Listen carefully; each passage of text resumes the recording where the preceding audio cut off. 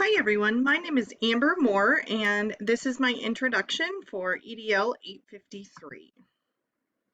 So just a little bit about myself. I have four beautiful daughters. Their ages are 16, 13, 11, and 5.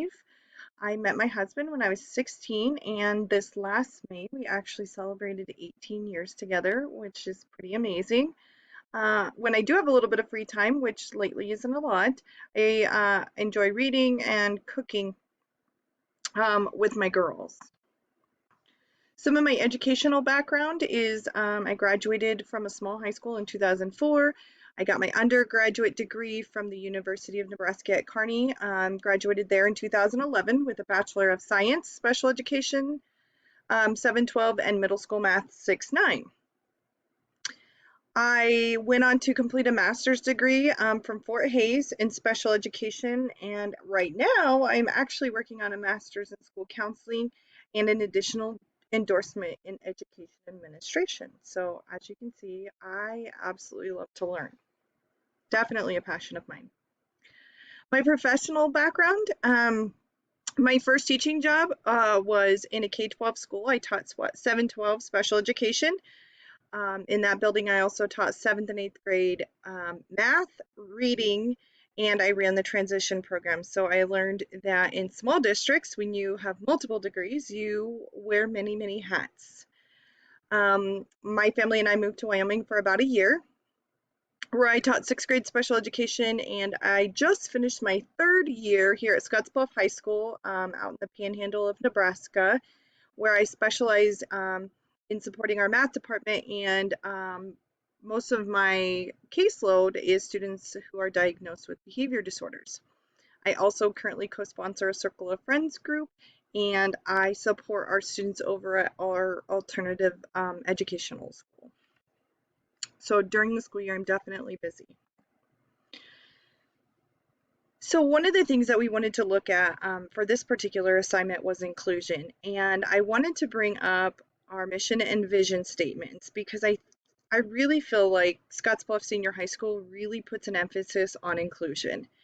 And when we look at our mission statement, it says every child, every day, everywhere. It's short, sweet, to the point, but I think that really, really goes to show that we really strive for an inclusion. Our vision says where all students will learn in a safe, supportive environment where there are high expectations, partnerships with the community, and comprehensive programs.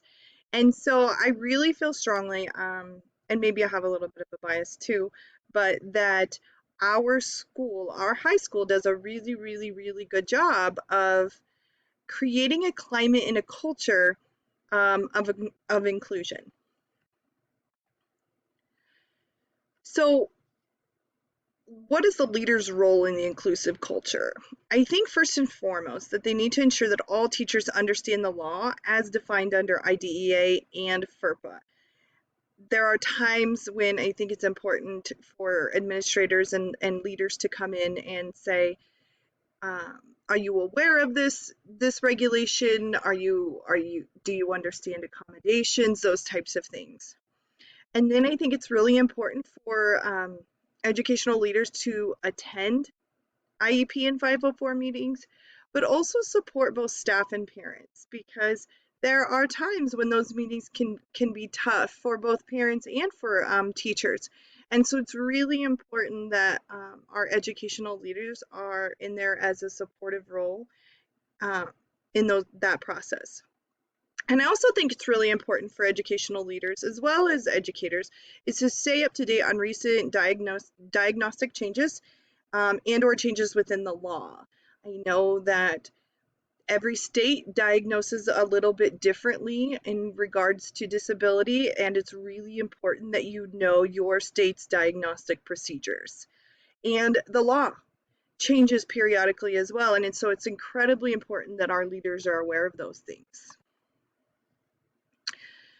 Thinking about student advocates, one of the things I wanted to mention was some of the things that Scottsbluff High School does for student advocates is we kind of assign teachers to a group of students each year, which is really, really important. We call them CATS classes, and those classes tend to be more fun. They're either right before lunch or right after lunch, depending on the grade level. Um, and really, it's just meant to create a small environment where students can feel comfortable, they can talk to teachers, those types of things. We have case managers, obviously, for our students who are on IEPs, and so each case manager is assigned a group of students, and that group of students stays with that case manager um, for 3 years. And then, of course, we have our grade level counselors. And so I think we do a lot of things at our high school to promote student advocates and to find at least one adult per student. And we have just a little over 1,000 students in our high school. We really, really do a good job of promoting that. One of the things that we started last year was we created a document to track students who may be at risk and assign a trusted adult to them. Teachers volunteered because there were certain teachers that had better relationships with certain kids. And then really providing training for teachers is needed. One of the things that our schools have focused on over the last couple of years is trauma-informed schools. Because of the type of student body that we work with, it's really, really important that teachers are educated.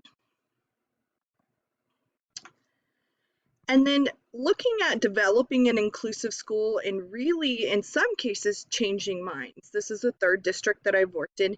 And to be honest with you, in having that inclusive mindset was not in all of the districts that I've worked in. And the reality is it's not the mindset of every single teacher in the building or student in the building. So it's really, really important that educational leaders lead by example. I think that's first and foremost. Teachers, when we look at training, they must be educated. And they really need to receive training in regards to special education. That is incredibly, incredibly important.